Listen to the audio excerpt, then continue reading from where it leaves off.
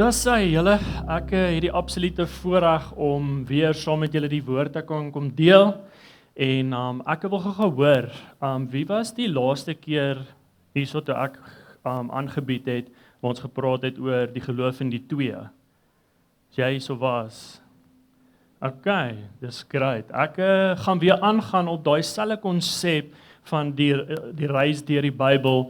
En ek wil julle weer saamvat. Ek wil hê dat julle leer hoe die woord uiteengesit is en net sien wat die vorm is en wat die pad is wat die Here met die Israeliete gestap het. En in my voorbereiding gee die Here altyd vir my hierdie snaakse temas, preektemas. En hierin is glad nie 'n verskil nie. Die preektema is kies die beste. En ja, die Here het net hierdie op my hart kom sit en ek wil dit vir julle vandag kom deel. Maar in die lewe word ons gekonfronteer met keuses. En keuses vat ons na plekke toe. En ek weet nie of jy al gedink het of geweet het nie, maar as jy op 'n Saterdag dalk bietjie te veel kuier en dan die volgende oggend het jy die keuse gehad, maar nou sit jy met die kop seer. En daai keuses vat ons na plekke toe en ek wil julle vanoggend konfronteer met keuses. So, julle gaan nou saam met my moet werk. So almal staan nie, ek grap, moenie opstaan nie. Gaan gou vir ons na die eerste slide toe. So, ons het keuses. So die eerste keuse is $10 miljoen of 'n jaar voorsiening. So ek wil gou vra, as jy van twee groepe werk, die wat hand opsteek en die wat nie hand opsteek nie. So as jy die $10 miljoen wil hê, wil ek hê jy moet nou jou hand opsteek. Julle moet hom ophou asseblief. Ek wil sien wie nie die $10 miljoen gekies nie. Hou hom net daar. Want onthou ek het gesê 'n keuse vat ons na 'n plek toe. Sal jy gou vir ons die plek wys? Hou julle hande op. Wys ons gou die plek asseblief. So, ek wil net sê, ek het gehoor dat geld baie goeie firelighters maak. En ek dink julle gaan dit nodig hê vir die wat die $10 miljoen gekies het. Onthou, keuse vat ons plekke toe. Gaan na die volgende ene toe. So nou wat julle weet, sit 'n keuses voor julle. So die ene is die lekkerste maaltyd wat jy aan kan dink en die tweede ene is 'n parachute. So as jy die lekker maaltyd wil hê, steek gou jou hand op. Okay, hou jou hand op. As jy die lekker maaltyd wil hê. Want dit mag dalk jou laaste maaltyd wees. Nee, ek grap. Wys gou vir ons die volgende ene. So ek weet nie hoe proe parachute nie, maar dit mag dalk baie lekker proe. En dan die laaste ene sal jy vir ons opsit. So vir al die ander het julle nie konteks gehad nie. Vir al die ander keuses het julle maar blindeliks keuses gemaak. Maar vir ons wat hier sit, het ons nou klein bietjie konteks aan hierdie vraag.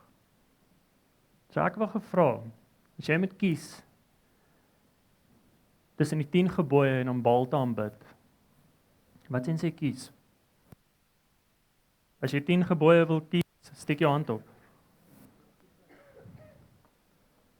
Ek's bly. Wat ons nou die volgende ene toe? Want die ding is, Moses kom gee, Deuteronomie kom gee hy vir die volk 'n keuse. En hy sê ek gee vir julle die keuse tussen lewe en dood. Maar ek sê vir julle kies lewe. En baie kere dan kyk ons, gaan gou vir my een terug. Baie kere kyk ons na hierdie en dan wonder ons vir onsself, hoe kon hulle terwyl Moses op die berg was, 'n kalf gebou het? Hoe stupid kan jy wees? Maar ek wil vandag met julle 'n pad stap en vir julle wys. En dalk net bietjie julle in die skoene sit van die Israeliete. En dan gaan julle dalk so klein bietjie meer verstaan. Ek moet net gou aangaan hierson. So In Deuteronomie 30 vers 19 sê dit: Ek roep vandag die hemel en die aarde as getuies teen julle. Ek het voor julle lewe en dood voorgehou, die seën en die vloek. Kies dan lewe, dat jy en jou nageslag kan lewe. En Moses kom en hy, soos wat julle nou sal onthou van my laaste preek af, onthou ons het die pad gestap tot 'n Numeri, en in Numeri kom hulle en hulle word gekonfronteer met die beloofde land en die Here sê, jy het net geloof in my, julle gaan hierdie beloofde land kan vat, en hulle het nie genoeg geloof nie, en hulle gaan toe terug in die woestyn in. En Moses is besig in die woestyn om hierdie vir hulle te kom leer. Die hele Deuteronomie deur is hy besig om goeders in plek te sit, en vir hulle te kom sê, vertrou my, glo in my, weet net waarmee ek besig is. En hy's besig om hulle te kondisioneer vir iets beters, die hele Deuteronomie deur. En hy kom maak, hy's so erg daaroor dat hy 'n skrif kom maak, is hier, beweeg nou baie. Dat hy 'n skrif kom maak, 'n gebed kom maak, wat hy vir die Israeliete sê, bid hierdie elke dag, want ons wil iets kom vasmaak. En die skrif het hulle genoem die Shema. Dit is basies een skrif wat hulle elke dag gebid het. En dit sê hierso, listen Israel, the Lord is your God, and the Lord alone. And you shall love him with all your heart, all your might, and all your mind. Deuteronomie 6:4-5. En hulle kom gee hierdie skrif vir hulle, en hy sê vir hulle, luister hierso, bid hierdie ding elke dag, want dit gaan die geloof groei, in dat ek julle God is. En in die Deuteronomie is dit al wat Moses doen. Hy is besig om hulle voor te berei, om die harte voor te berei, vir waantoe hulle op pad is. En net voordat Deuteronomie klaar is, staan Moses op die berg, hy sien die beloofde land, en hy sterf. En in Josua, kom Josua en hy kom lei die Israeliete deur die Jordaanrivier. En wat vir my so amazing is, ek het dit nog nie eintlik baie raak gesien nie, maar nie baie mense weet nie, is hulle is deur die Rooi See, waar die see geskei is, maar hulle is deur die Jordaanrivier op dieselfde manier. Die rivier het gestop vir hulle om deur te kon loop op droë grond. En hy vat hulle in die beloofde land in, en hulle oorwin hierdie land, maar een van die punte wat ons baie kere miskyk is, die Here sê deur die hele Josua vir hulle, maak al die Kanaaniete dood, almal van hulle, roei hulle uit, hy skryf, dit is amper wreed hoe hy praat oor hulle. En Israel maak die fout om dit nie te doen nie. Hulle gaan teen God se woord en hulle roei nie al die Kanaaniete uit nie, en hulle lewe saam met hulle. En die probleem waarmee ons daarso sit is, saam met hulle daar gelowe.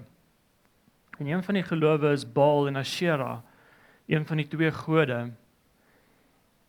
En die duiwel kom altyd op 'n baie slinkse manier, en hy kom vat 'n waarheid, en hy draai hom so klein bietjie om hom 'n leuen te maak.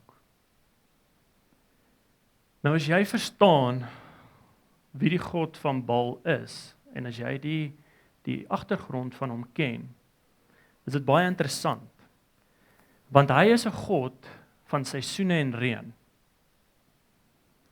So die duiwel kom en hy teiken die Israeliete op iets wat hulle baie wil sien. Ewen toe hulle in die woestyn was, hulle wil voorsiening hê.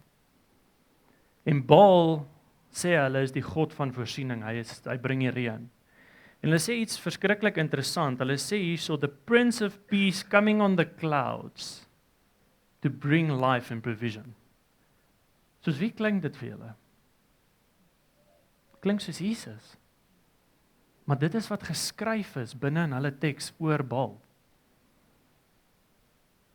Sien, die vyand kom en hy gebruik 'n waarheid en hy dra hom klein bietjie om jou te mislei. En met tyd in die hele journey waantoe ons op pad is die vyand besig om hulle aandag af te lei van God af na ander gode toe. En dit is hoekom hy gesê het, roei hulle uit. Want as julle hulle nie uitroei nie, gaan dit die heeltyd terugkom dat julle ander gode aanbid. En dit is vir my baie interessant. Die heeltyd val die Israeliete. So as ons gaan na Rut toe, Rut is 'n storie oor karakter en hy praat oor die karakter van die mens en hy kom spreek eintlik die hart van die mense aan. So dit is eintlik al waaroor Rut gaan.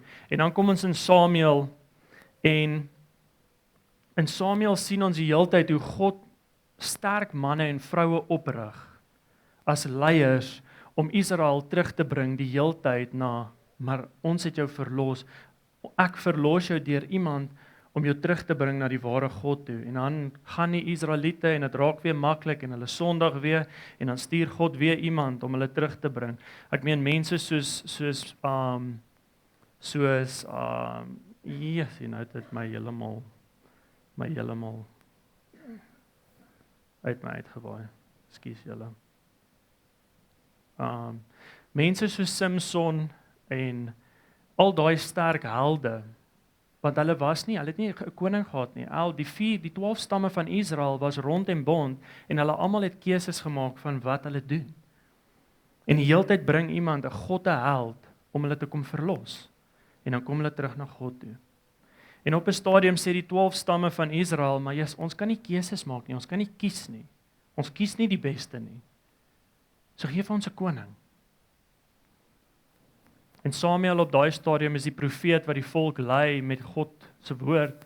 En hy sê, hoor julle kan nie. Ons kan nie nou iemand aanstel nie. God is die leier. Julle moet vir hom luister. En op 'n stadium sê God vir Samuel, moenie worry nie.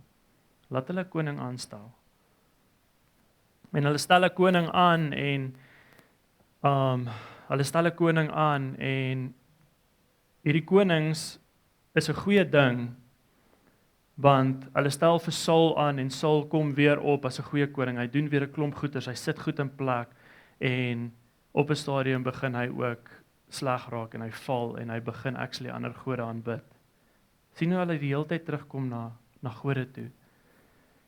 En Saul gaan toe die Here sê toe, ek gaan nie meer hom salf nie, ek gaan nou vir Dawid opbring en hy bring vir Dawid op en Dawid is goed. Hy doen 'n klomp wonderlike goeders vir die koninkryk en hy sit goed in plek. Hy sê tot vir God, ek gaan vir u 'n tempel bou waar ek u wil aanbid. Die Here sê moenie worry nie, ek wil nie 'n tempel hê nie, ek wil jou die tempel maak. En hy kies weer verkeerd en op 'n stadium staan hy op 'n dak en hy sien vir Batseba. En al wat ek naam die hele tyd onthou is dat ek onthou sy het gebad op die dak, Batseba.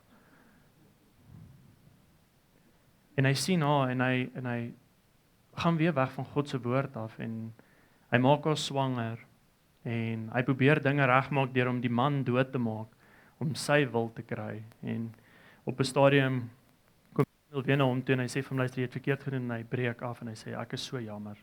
Ek het verkeerd gedoen. En God kom herstel hom. En Dawid se seun kom en hy kom vervul Dawid se werk. En Dawid se seun is Salomo. En Salomo gaan en hy bou toe die tempel van God klaar en hy maak toe sy pa werk klaar en hy maak die keuses om dit te probeer reg doen. Maar ons almal weet Salomo is hierdie verskriklike man wat baie invloed het en invloedryk is. En op 'n stadium begin hy meer as een vrou trou. En ek sê eintlik sê dat Antoinette nie is nie, want ons het 'n gesprek gemaak dat ons meer as een vrou mag trou. Sy het gesê dis nee, krap. Ja. Nee, maar hy gaan en hy trou hierdie verskriklike baie vroue want hy probeer koneksies in die wêreld maak. En elke keer wat hy in 'n land kom, dan trou hy 'n vrou. En dan op 'n stadium het hy meer as 100 vrouens en die probleem weer met dit is hy laat ander gode ingryp. En al daai vrouens bring gode saam. Hulle bring Baal saam, hulle bring Ashera saam. Hulle bring al hierdie gode saam en hulle kom leef binne in God se huis. Hulle kom bou daai gode se standbeelde binne in God se tempel. En elke keer wonder ons van self, sê, die Here kom verlos hulle die heeltyd en die heeltyd gaan hulle terug na die gode toe. En op die einde van die dag kom dit dat dit net erger en erger en erger gaan as ons deur die pad gaan en ons kom by konings uit. 'n Konings is waar alles kom draai. Die Here sê dat ons nie goed genoeg is om te besef dat ons osself kan red nie. Ons kom die Here en hy kom vat eintlik dit uit ons hande uit. En dit klink baie soos die kruis. En op daai stadium is daar 'n profeet met die naam Elia. En Elia gaan na die koning toe en hy praat met die koning en hy sê, jy het hierdie vrou getrou weer en hierdie vrou se naam is Jezebel. En Jezebel kom in die land van God in. Sy bring 450 Baal-profete saam. Sy bring 400 Asherah profete saam. En hulle kom lewe in die land van God as gevolg van die koning wat 'n vrou trou. En weer val Israel. Dit is so erg dat Jezebel al die profete van God afjag. Sy jag hulle, want sy wil hulle almal slag. Want dit is wie sy is. En die koning laat dit toe. En ons kom op 'n punt waar die Here met Elia praat en hy sê vir Elia, moenie meer bang wees nie. Jy het nou lank genoeg weggekruip. Gaan praat met die koning. En sê vir die koning, ons gaan 2 altaars bou. Op die berg Karmel. Gaan ons 2 altaars bou, ons gaan 'n altaar vir God bou, en ons gaan 'n altaar vir Baal bou, en wie ook al se God antwoord, is die God van Israel. En Elia sê vir die Baal-profete, gaan, bou julle altaar, slag die bul, sit een op julle sin, sit een op myne, en dan begin julle bid, en hulle begin bid, en hulle begin dans, en hulle begin skree, en hulle begin huil, om daai altaar. En niks gebeur nie. En Elia doen iets wat vir my baie interessant is. Hy sê vir die Baal-profete, dalk moet julle 'n bietjie harder skree, want julle God slaap dalk. Of dalk moet julle harder skree en bietjie langer skree, want hy's dalk op vakansie. En in myself dink ek vir myself, maar hierdie is nou baie arrogant om nou so aan te gaan oor God. En ek verstaan toe hoekom. Want as jy weet wie Baal is, as jy weet wat die storie is, meen dit dat hy eintlik slaap deur die hele jaar slaap hy, maar die seisoen wat hy wakker word is wanneer daar vrugbare grond moet wees, is al wanneer hy wakker word. En hy lag eintlik vir hulle want hy sê, skree hom wakker, julle skree nie hard genoeg nie. En so en Elia gaan en hy sê vir hulle, dis nou my beurt, en nadat hulle self gesny het en al die goeders gedoen het, gaan hy gaan na die altaar toe en hy vat 12 klippe vir elke stam van Israel en hy gaan pak 'n altaar uit. En hy sê vir hulle, bring 'n graaf en hy grawe 'n gat om hierdie altaar. Sit die hout op, sit die bees op en hy sê vir hulle, bring vir my water. En hy gooi water op die altaar. Ek hou van die Engelse woord. Die Engelse woord sê drenched. Sopnat. Nou dink ek net aan beessop wat in hy gat gelê het. En dit sê hy gaan een keer na die altaar toe en hy sê vir die Here, Here, wys vir hulle wie die lewende God is. En hy bid een keer. En die vuur val op die altaar. En dit sê hierso, toe het die vuur van die Here neergeval en die brandoffer en die hout en die klippe en die grond verteer. En ook die water in die sloot opgelek. So hy kom en hy brand nie net die offer nie, Hy brand alles weg tot die water. En sien die ding is, hy het hulle met die vraag gekonfronteer. Hy het vir hulle gevra, hoe lank gaan julle nog twee gedagtes hinker? As die Here God is, volg hom. Maar as Baal God is, volg hom. En hy kom sit die challenge daar uit.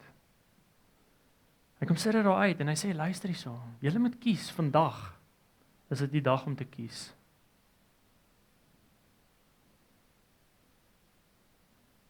En nou baie van julle dink, okay, maar, Jessie, dink julle dit is nog steeds, maak dit nog steeds sin dat hulle elke keer teruggegaan het na gode toe? Sien, baie kere word ons onder druk gesit. Daar's 'n woord in die Engels wat hulle noem FOMO, fear of missing out. En jy sien dat almal in jou stad vir Baal aanbid en hulle bring offers vir Baal en hulle sien, yes, hier kom die reën. Amazing, Baal het voorsien. En die Israeliete het dit gesien. Hulle was in daai omstandighede die hele tyd waar hulle gesien het hoe Baal aanbid word en hoe die reën kom. Maar wat hulle nie verstaan het nie is, wanneer die reën nie kom nie, dan het iemand hier 'n fout gemaak. Sien, Baal het nie misluk nie, maar iemand hier was stout. En God kom en hy kom skei heeltemal hierdie ding. Hy sê, Baal en ek, en God kom en hy verteer die altaar. En hoekom deel ek hierdie met julle? Want ek het 'n skrif raak gelees, of 'n stuk quote raak gelees, wat net vir my soveel sin gemaak het. Hoor gou hierdie, gaan gou na die Baal-profeet foto toe. So dit sê hierso, the idols may change, but the heart that worship remains the same. En ek wil vir jou sê, in vandag se lewe, is daar nog steeds goeders op ons altaars. Ek het julle deur die hele Israel gevat. Ek het julle gewys hoekom hulle die heeltyd foute gemaak het. Sien, is klein jakkelsies wat die heeltyd ingekom het en dan na altaars opgekom in hulle lewens. En ek wil vir jou vandag sê dat daar waar jy jou tyd spandeer, daar waar jy fokus is, daar waar jy nie oorgee vir God nie, is 'n altaar wat jy bou. Want sien, die idols het verander. Dit lyk nou klein bietjie anderste. Maar die hart wat God moet dien, nog steeds dieselfde wees. En ek wil vra dat die worship team opkom. So ek wil vandag vir jou vra, kies die beste. Sien, Elia het op die berg vir hulle gesê, ek gee julle weer 'n keuse, net soos wat Moses vir hulle gesê het, ek gee vir julle 'n keuse. Julle moet kies. En ek wil vir jou vra, as daar iets vandag is, wat jy dink, yes Here, ek vertrou U met dit, maar ek hou nog so 'n bietjie vas aan dit. Of as daar iets is wat vir jou 'n struikelblok in jou lewe is, of as daar iets is wat jou weghou van die teenwoordigheid van God af, wil ek vir jou sê, dit is 'n altaar in jou lewe. En die Here sê, kies my. En ek wil dit een stappie verder vat. Ek het 'n skrif, net voor ek opgekom het ek hierdie skrif gekry, en ek net gevoel ek moet dit deel. Nie net met jy hom kies nie, maar Johannes 15 vers 16 sê, You did not choose me, but I chose you.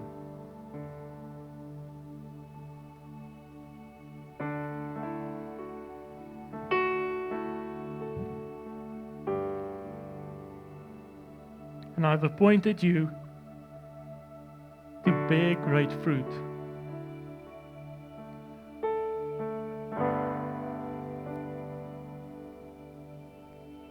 En hy wil vir jou sê dat baie keer mis ons God.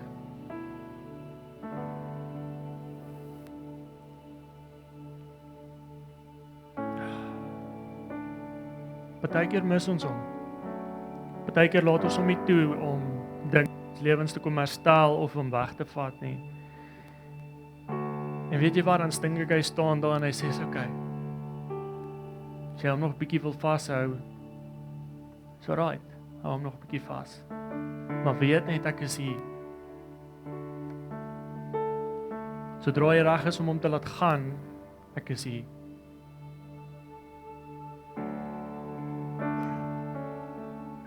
En ek wil volgens saam met julle bid. Ek wil vra dat almal gaan net hulle oë toe maak.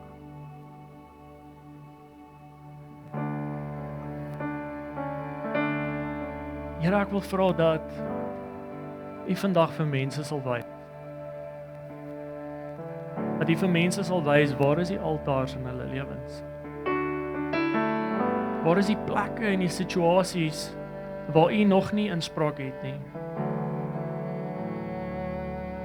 En Vader, ek wil vra dat U dit nou vir elkeen hier sal wys. Where is the places we need to let go? Vader, openbaar dit nou aan elke persoon hier.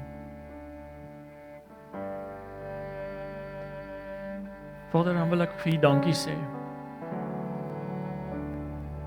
Dankie dat U ons toelaat om foute te maak. En dat U ons nie verwerp nie. Dankie dat U toelaat dat ons partykeer hierdie altaars in ons lewe oprig. En dat U net so getrou is om te sê, ek wag. Ek wag. Want dan kom 'n dag wat hulle die Elia openbaring gaan kry. En dat hulle my gaan toelaat om elke ding wat nie van my af is nie te kom verteer in hulle lewens. En Vader, ek dank U. Ek dank U vir elke persoon hier wat oop en eerlik kan wees met homself nou. En Vader, dat hulle sal toelaat dat U in hulle lewens sal kom. Dat hulle die beste sal kies. Because the idols change, but the heart remains the same. Vader, dankie vir U liefde. Dankie vir U goedheid, dankie vir U guns, Vader. Bid vir elke een, Vader, hierso met goedheid en guns oor elke lewe. In Christus naam. Amen en amen.